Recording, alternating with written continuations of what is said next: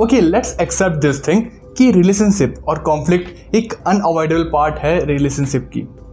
हम चाह कर भी कॉन्फ्लिक्ट को अवॉइड नहीं कर सकते, और शायद यही चीज़ रिलेशनशिप के लिए बहुत इंपॉर्टेंट है, क्योंकि यही डिसाइड करती है, यही पल डिसाइड करती है कि तुम्हारा रिलेशनशिप कैसा होगा या होगा भी या नहीं। हम रिलेशनशिप में कॉन्फ्लिक्ट को अवॉइड तो नहीं कर सकते, मगर उससे होने वाले डैमेजेस को बिल्कुल कर सकते हैं। Whenever we feel scared or hurt in a conflict, then we unconsciously react or behave that damages the relationship instead of building it. So I want you to take out some moments to be honest with yourself about your behavior. Think like this.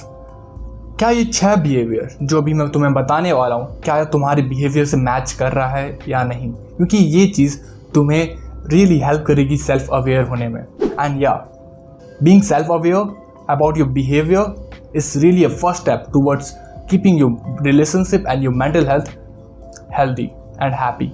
So here are 6 common behavior that kills your relationship. And don't worry, मैं बताऊंगा कि तुम उसके जगह what you can do in a place of that behavior. First, instead of giving them feedback, you just label them.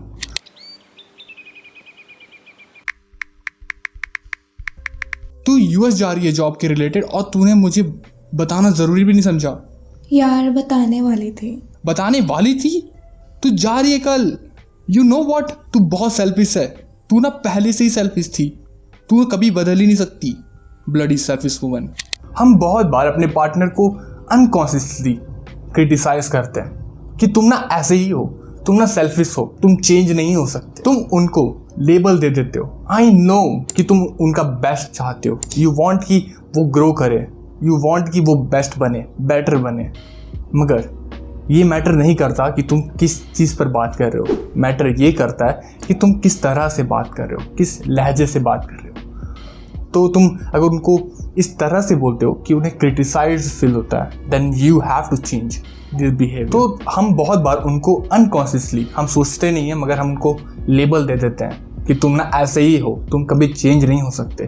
तो इससे ये होगा कि तुम दोनों के बीच में दूरियां आ जाएंगी। उनको लगेगा कि तुम हमेशा क्रिटिसाइज करते हो, क्योंकि तुम उनको कंप्लेन कर रहे हो एज अ कैरेक्टर फ्लॉ कि उनमें पहले से ही है, वो कभी चेंज नहीं हो सकते, वो पहले से लेजी हैं, वो कभी चेंज हो ही नहीं सकते। Instead of just labelling them negatively and criticising them, try to give feedback about the action, not about the person. You know what, ये तुम्हारा डिसीजन बहुत सेल्फिश था, क्योंकि तूने मुझे बताना भी नहीं समझा कि तू कल यूएस जा रही है। And I am saying this because it would be hard for me to spend the next 2 to 3 months without you. So instead of just labeling them, try to give them feedback, क्योंकि वो feedback उनके लिए important है, क्योंकि वो feedback उनको improve करने में हेल्प करेगी, ना कि क्रिटिसिज्म। क्योंकि हर इंसान को फीडबैक की ज़रूरत होती है, क्रिटिसिज्म की नहीं। And the healthy feedback is about the behaviour, not about the person. Second, you react angrily to their feedback. तू तो बोल ही मत ज़्यादा, तू ना जलता है मेरे से कि मैं अपने आप को और अपने जॉब को इम्पोर्टेंस दे रही हूँ। ओके, तुम्हें सिर्फ फीडबैक देना नहीं आना चाहिए, फीडबैक लेते कैसे हैं ये भी आना चाहिए। हम बहुत बार फीडबैक को एज अ क्रिटिसिज्म देख लेते हैं। हमें लगता है कि वो इंसान हमें इसलिए कह रहा है क्योंकि वो जलता है हमसे, वो चाहता नहीं कि मैं आगे बढ़ूँ। एज अ रिएक्शन, अगर हम डोमिनेटिंग नेचर के हैं देन हम उन पर चिल्लाएंगे, हम उनसे गुस्सा हो जाएंगे। या अगर हम सबमिसिव नेचर के हैं देन हम रोएंगे, हम अपने आप को एज अ विक्टिम दिखाएंगे, हम विक्टिम कार्ड खेलेंगे। Believe me, love never wishes you bad. या तुम्हारा पार्टनर, तुम्हारे फैमिली मेम्बर्स तुम्हारा कभी बुरा नहीं चाहेंगे। हाँ, उनके फीडबैक थोड़ा क्रिटिसिज्म जैसा साउंड कर सकता है, मगर सच बताऊं तो हाँ, वो तुम्हारा हमेशा अच्छा चाहेंगे, वो कभी तुम्हारा बुरा नहीं चाहेंगे। या नेवर। हाँ, हमारे से गलती हो जाती है, हम उनके फीडबैक को एज अ क्रिटिसिज्म ले लेते हैं। ऐसे नेगेटिव रिएक्शन तुम्हारे बारे में बताती है कि तुम अपनी गलती नहीं मानते, तुम ओपन कम्युनिकेशन के लिए रेडी नहीं हो। So instead of just rapidly reacting to the feedback, take some time, and then response. And there is a saying in the Stoic philosophy that we can't control what happens to us, but we can control how we respond to it. So instead of just reacting, respond with mindfulness. Take some time and then respond. Third, you make an argument black and white. तू ना गलत है, मैं सही हूँ, समझ जा, तू अपनी गलती मान ले. तूने मुझे बताना भी नहीं समझा सही, और क्यों बताएगी तू मुझे? क्या तुम अक्सर हर आर्ग्यूमेंट में अपने आप को सही और अपने पार्टनर को गलत देखते हो? देन तुम अपने आंखों पर ब्लैक एंड वाइट चश्मा पहन के रखे हो, जहां तुम हर सिचुएशन, हर आर्ग्यूमेंट को दो वे से देखते हो, सही या गलत, अच्छा या बुरा. मगर क्या जिंदगी ब्लैक एंड वाइट है? क्या जिंदगी सिर्फ दो रंगों से बनी है? ऑफ कोर्स नहीं. जिंदगी बहुत ही ज्यादा कॉम्प्लेक्स है. जिंदगी में बहुत सारे रंगों से बनी है. जितना हम सोचते हैं ना, उससे बहुत ज्यादा जिंदगी कॉम्प्लेक्स है. और शायद यही चीज जिंदगी को खूबसूरत बनाती है. जब ये ब्लैक एंड वाइट चश्मा तुम अपने आंखों पर पहनते हो अपने पार्टनर से आर्गुमेंट के दौरान, जहां तुम अपने आप को सही और अपने पार्टनर को गलत देखते हो, तब तुम ये साबित करने में लग जाते हो कि तुम सही हो और तुम्हारा पार्टनर गलत. और तब जन्म लेता है अहंकार, ईगो. और जहां अहंकार, ईगो जन्म लेता है, वहां प्रेम जन्म नहीं ले पाता. और जहां प्रेम, एक मोहब्बत, प्यार जन्म लेता है, वहां अहंकार, ईगो जन्म ले ही नहीं सकता. एंड मुझे एक बात बताओ, तुम दोनों सही क्यों नहीं हो सकते? Why both can't be true? So try करना कि हर आर्ग्यूमेंट और रिलेशनशिप में तुम ये ब्लैक एंड वाइट चश्मा निकाल दो और अपने पार्टनर की आंखों से देखने की ट्राई करना, अपने पार्टनर के व्यू ऑफ पॉइंट से देखने की ट्राई करना, एंड अपने आप से ये पूछना कि क्यों हम दोनों सही नहीं हो सकते. एंड देन तुम रियलाइज करोगे कि रिश्ते में कोई सही या गलत नहीं होता. और शायद यही चीज़ रिश्ते को बहुत ही खूबसूरत बना देती है. Okay, I need some favour from you. अगर तुमने यहाँ तक देख लिया है, then please subscribe this channel and like this video, because it will really help us to grow our community. Let's continue this video. Fourth, instead of communicating with them, you go to your friends. यार, आज मेरे और मेरे partner की argument हो गई. वो ना जलता है मुझसे कि मैं अपने करियर को प्रायोरिटाइज कर रही हूँ, तो वो चाहता ही नहीं कि मैं कभी आगे बढ़ूँ. बहुत बार जब रिलेशनशिप में कन्फ्लिक्ट होती है, तब हम अपने पार्टनर से बात करने के बजाय अपने दोस्तों के पास चले जाते हैं. नहीं, दोस्तों के पास जाना कुछ बुराई नहीं है या कोई गलत नहीं है, मगर प्रॉब्लम तब आती है जब तुम जस्ट आफ्टर कन्फ्लिक्ट, जब तुम गुस्से में रहते हो अपने पार्टनर के ऊपर, तब तुम जाते हो. तब तो मोस्ट प्रॉब्ली चांसेस है कि तुम उस समय अपने पार्टनर से हुए कॉन्फ्लिक्ट के बारे में बात करोगे अपने दोस्तों से. हम में से बहुत लोग ये सारी चीज़ें एक अपने कॉन्फ्लिक्ट के बारे में अपने दोस्तों को इन अ बिचिंग वे में बताते हैं कि वो ना ऐसे ही है, वो ना हमेशा ऐसा करता है, वो ना गधा है, वो ऐसे ही करता है, वो कभी सुधर नहीं सकता. मगर प्रॉब्लम यहाँ ये है कि तुम्हारे फ्रेंड्स तुम्हारे पॉइंट ऑफ व्यू से कॉन्फ्लिक्ट को देख रहे हैं.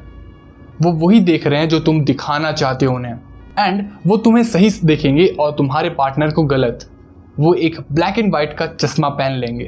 एंड मोस्ट प्रॉब्ली चांसेस है कि तुम्हारे फ्रेंड्स उस समय तुम्हें एक बहुत ही बुरा रिलेशनशिप एडवाइस दे सकते हैं. अरे तू ना उसको ब्रेकअप कर ले उससे, अरे तू बेस्ट डिजर्व करती है, अरे वो तेरे लिए बना ही नहीं है, अरे वो बेस्ट है ही नहीं, तू ना मुझे डेट कर ले, मैं बेस्ट हूँ. और तुम अनजाने में अपने पार्टनर का एक बैड इमेज अपने फ्रेंड्स के माइंड में क्रिएट कर देते हो कि वो ऐसा बुरा है, वो ना बहुत ही बुरा इंसान है. मगर क्या सच में वो है? नहीं ना. So instead of going to your friends just after conflict, try to communicate with your partner. Try to be open about your thoughts and feeling at that time. And remember that you both are in the same team. It never should be you versus me. It should be us versus the problem. Fifth, you give them silent treatment. यार, तू ignore क्यों कर रहा है? मुझे तुझसे बात करनी है. क्या तुम्हारे पार्टनर के साथ जस्ट आर्ग्यूमेंट हुआ हो और जस्ट आफ्टर दैट तुम्हें स्पेस की ज़रूरत हो, अपने आप के साथ टाइम बिताने की ज़रूरत पड़े? And it's good to spend some time with yourself alone, to clear your head until तुम रेडी ना हो जाओ बात करने के लिए। मगर साइलेंट ट्रीटमेंट और स्पेस लेना दोनों एक दूसरे से बहुत ही अलग है।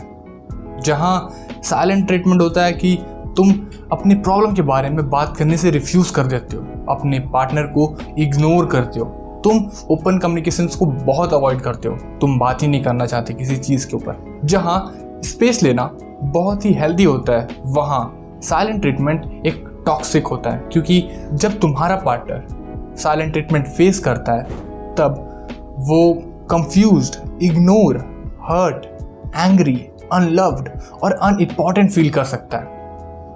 उसके पास कोई जरिया नहीं होता अपने बात को एक्सप्लेन करने का, माफ़ी मांगने का, क्योंकि तुमने उनको इग्नोर करके रखा है। And in the long run हो सकता है कि तुम्हारा पार्टनर तुम्हारे लिए फीलिंग खो दे, जो तुम्हारे और तुम्हारे रिलेशनशिप और तुम्हारे पार्टनर के मेंटल हेल्थ के लिए बहुत ही बुरा हो सकता है। If you have this behaviour then buddy please stop it, और I would say that you should go for therapy. Try to communicate with your partner. Try to be open about your thoughts and feeling. Because you both are in the same team. You don't have to fight against each other. You have to fight together against the problem. I win if she wins. I lose if she loses.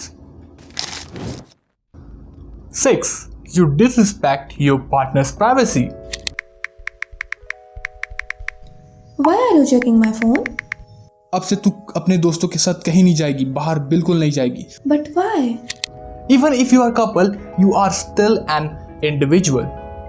As an individual, हम सबकी एक private space होती है। हम सबको एक private space की ज़रूरत होती है जहाँ हम वो सब चीज़ कर सके जो हमें खुशियाँ देती है। मगर प्रॉब्लम तब आती है जब तुम उस प्राइवेट स्पेस, प्राइवेट बाउंड्रीज को क्रॉस करने की कोशिश करते हो, उस प्राइवेट स्पेस में आने की कोशिश करते हो। जैसे फ़ोन चेक करना, अपने फ्रेंड्स एंड फैमिली के साथ बाहर जाने नहीं देना, हर समय हर जगह साथ में जाने का डिमांड करना। ये सब तुम्हारे पार्टनर को सफोकेटेड फील करा सकता है। हो सकता है कि वो सेंस ऑफ इंडिविजुअलिटी भी खो दे, खुद की आइडेंटिटी खो दे। उनको ये सब फील करा सकता है कि तुम उनको कंट्रोल करने की कोशिश कर रहे हो, एंड देन वो इस रिलेशनशिप में खुश नहीं रह पाएंगे। तुम्हें उनको स्पेस देना चाहिए और खुद भी कुछ अपना पर्सनल प्राइवेट स्पेस लेना चाहिए। एंड ये ध्यान रखना बहुत ही ज़रूरी है कि love needs some space to grow. प्यार कभी भी दूरिया से नहीं बढ़ती, प्यार कभी पास आने से नहीं बढ़ती। प्यार एक राइट अमाउंट ऑफ डिस्टेंस से बढ़ती है, एक राइट अमाउंट ऑफ स्पेस से बढ़ती है। ना ही तुम्हें बहुत ही क्लोज हो जाना है जिससे तुम्हें सफोकेटेड फील हो, और ना ही तुम्हें बहुत दूर चले जाना है कि तुम एक दूसरे को फील ही ना कर पाओ। तुम्हें एक राइट अमाउंट ऑफ स्पेस चाहिए। अगर तुम फील करते हो कि 6 बिहेवियर में कोई भी बिहेवियर तुम्हारे रिलेशनशिप में कॉमन है, देन हो सकता है कि तुम्हारे वो एक्शंस के पीछे कुछ इमोशंस कॉम्प्लेक्स हो या अटैचमेंट इश्यूज हो सकता है। But still I would say that you should go for therapy because it will help you and your relationship in getting better.